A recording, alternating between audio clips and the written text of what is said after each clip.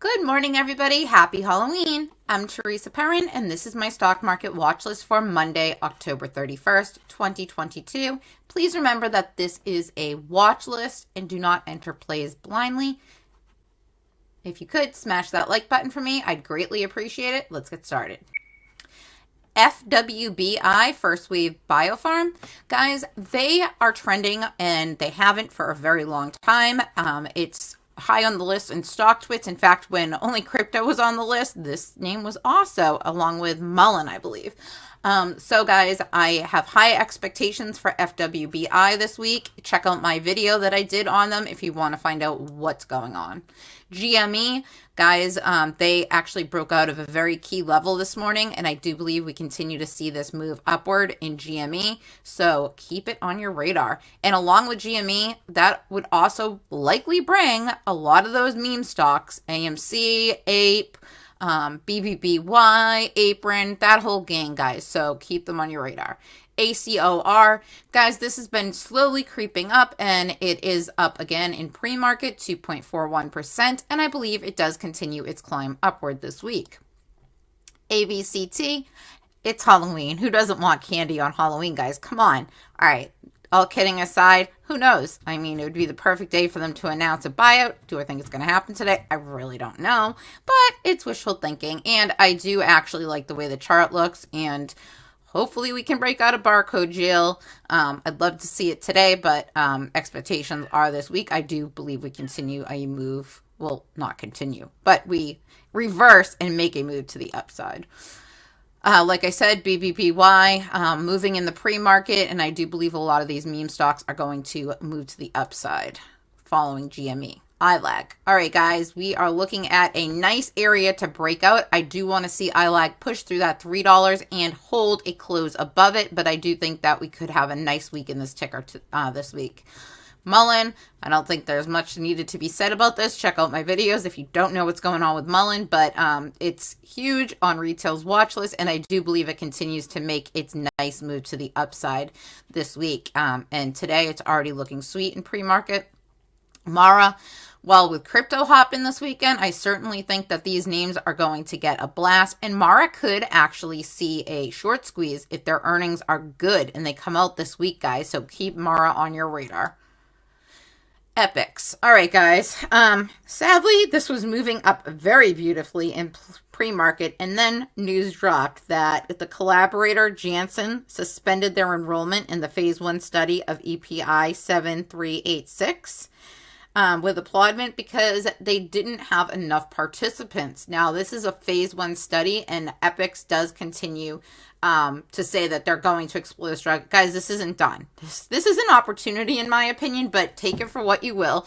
Watch my video if you haven't, guys, with the insiders, and the insiders own 30% of this stock, and institutions own 95%. Yes, you heard me correct. So not even counting anything that retail owns.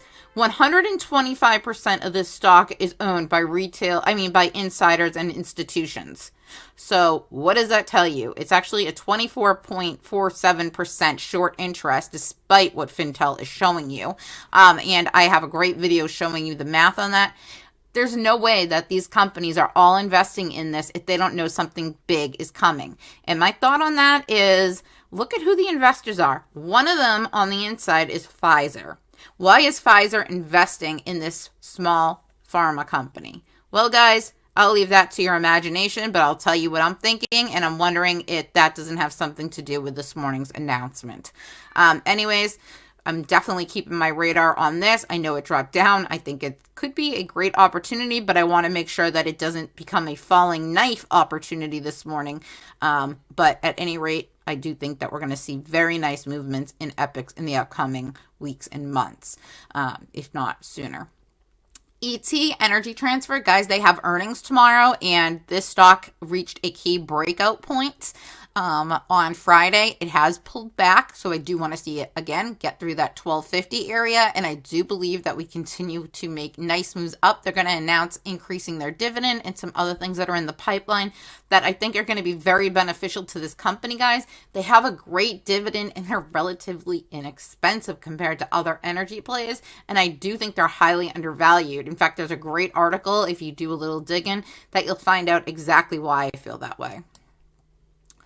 INTC. All right, guys, I am watching for the continuation and to see if INTC can break back into the 30s. They are up slightly in pre-market, but futures are red, as you can tell from the cover page. Oil is also red today, so it's going to be interesting to see what happens, and this is going to be a very volatile week. Don't forget, we have the FOMC meeting on Wednesday. LLAP, Terran Orbital. Guys, LLAP is freaking rocking in pre-market because they received a $100 million investment from Lockheed Martin. So I would keep them on your radar, and if you're looking to enter this play, I would look for a pullback, and there's your entry point. SONN, Son Biotherapeutics, announced an agreement with, guess who? Janssen, the people who pulled out of the study with Epic, interestingly enough. So Janssen's going to consider evaluation of 3 Sonnet product candidates. So I find that just quite interesting. Fubo.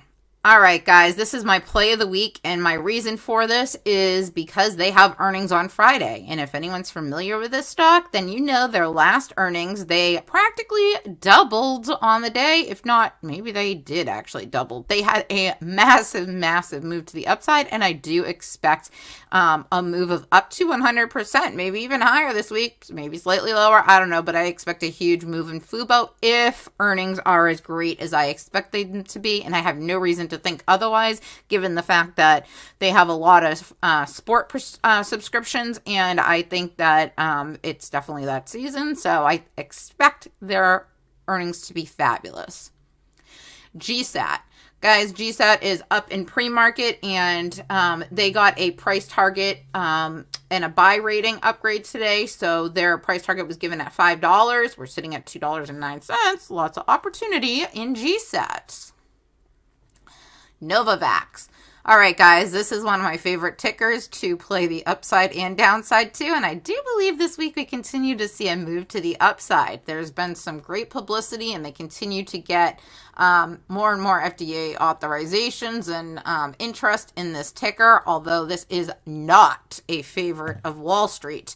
As many of you know, they are prone to Moderna and Pfizer, but I do believe that things may be changing soon for Novavax, and I do think that I do know for a fact are heavily shorted and could potentially lead to a short squeeze. They have earnings, I believe, next week or the week. I think it's 2 weeks. But it's coming up within the next 2 weeks, guys. So keep it on your radar as far as shorts maybe considering covering, especially if good news keeps breaking. And last but certainly not least is Helbiz. All right, guys, this ticker, is an excellent opportunity for a long-term hold. I do believe that you will make a lot of money on this if you buy it as an investment, and also consider playing it on the runs if you don't want to own it long-term. But this is a ticker that I love, and I do think it continues this nice move upwards this week. Thank you so much for watching, and have a very happy Halloween.